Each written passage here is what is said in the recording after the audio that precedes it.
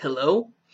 Today I'm not the insane bastard. Well, I'm sorry, I'm the insane bastard every day. Today I am the insane, pissed off bastard. There are two reasons why I'm pissed off. Well, three reasons actually. The first reason is that I've made this video countless times, and one fun thing about me is that I do not script or edit any of my videos except when I'm cutting 1 or 2 seconds off the end of one video in order to make it fit into the 10-minute and 50-second mark that is imposed upon me by YouTube. You may have noticed, by the way, that I'm talking rather slowly. That's because if I try to talk quickly, I often end up getting ahead of myself, and I have these large gaps in between things I'm saying, but I usually fill them with words such as and and these are things that not only was I taught to avoid, but I personally find rather annoying, so I'm talking slower in this video than I usually do in most of my videos in order to avoid just such mistakes. But I digress. The second reason why I'm pissed off is because for school we have to read Bram Stoker's Dracula. 2 chapters a day. It's, I believe, a 27-chapter book. I just finished reading the first chapter, and if it has told me anything about Victorian literature, it is that English writers at the time apparently felt no compulsion to use artistic description or poetic language of any kind. The third reason relates to my love life. And, as you might expect, I don't feel like telling you about that. So, fuck you. But I did not make this video to insult you, so let me just say I'm glad I got all that off my chest, because now I can talk about this video in a calmly and timely manner. So, this is going to be a video response to one of my previous videos that I made, which you'll be able to see the link to down there. And in that video, what I did was make a scientific argument in an attempt to refute creationism from a scientific point of view.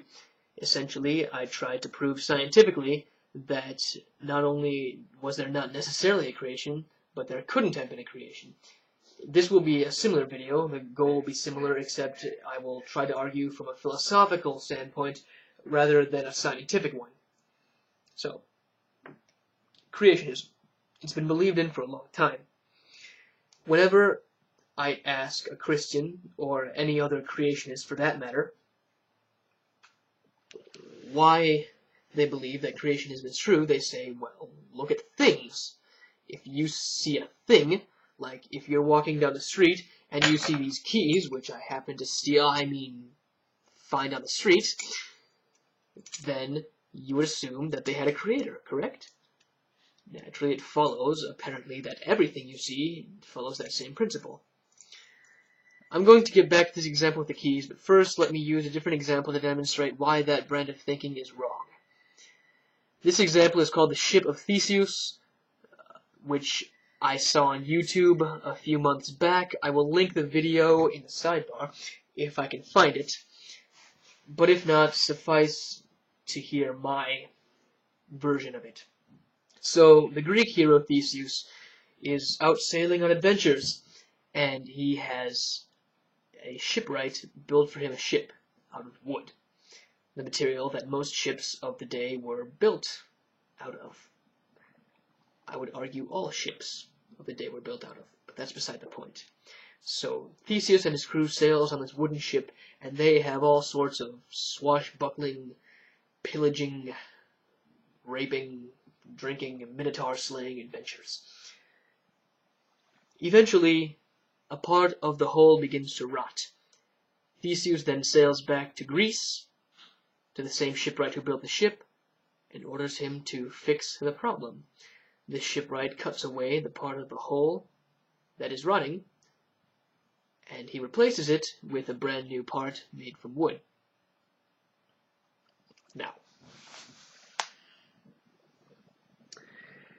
Theseus takes this ship and sails back out of Greece, has more adventures wherein he drinks, rapes, pillages, maybe slays some more minotaurs, meets up with some Amazons, and comes back to Greece after finding that another part of his ship has begun to rot. And so the shipwright cuts that part away and replaces it with a fresh part made from wood. And this goes on for a period of roughly 10 years, until eventually the last rotting piece is cut away from the ship and replaced by a replacement part, and the entire ship is now made entirely of replacement parts. The shipwright managed to save all the rotting parts somehow, and they are fully intact enough that he can assemble them into a ship. Now the question is, which is the original ship? Is it the old rotten ship, or is it the new ship? Now, if you think it's the rotten ship, then congratulations, you belong to a school of thought that not many people belong to, but which is ultimately more plausible in every sense. This school of thought is that objects are defined by the matter that makes them up, a highly materialistic one. The other school of thought is, of course, that objects are defined by the history behind them and the ideas behind them, which is a non-materialistic point of view, and one that most people, including myself, subscribe to. We must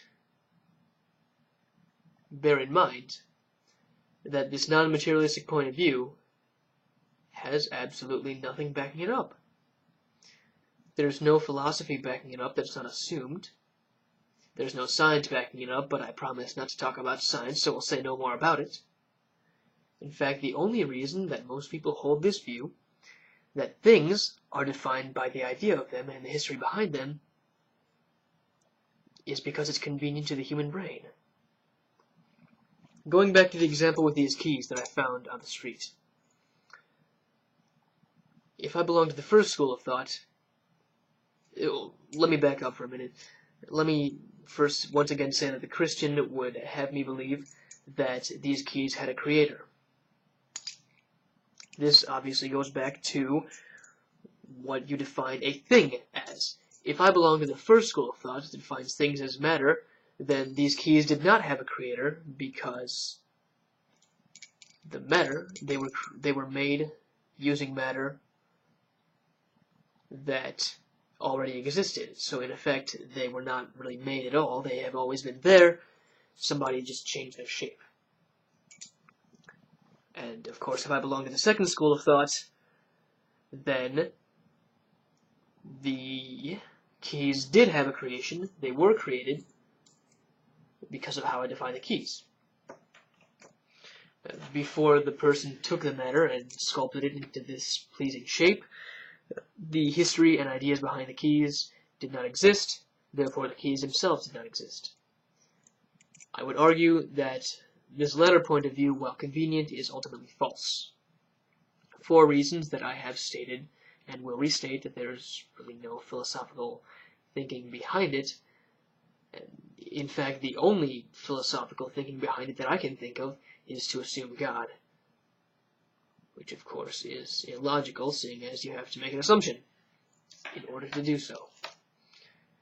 So if anyone contests this at all, please, I implore you to comment or make a video response, especially if you're a theist. I would like to engage in a dialogue with theists about this, because I believe that intelligent conversation is awesome. Or if you happen to know a theist who doesn't know of my channel or has not seen this video, you should totally refer this video to them and see what they have to say about it.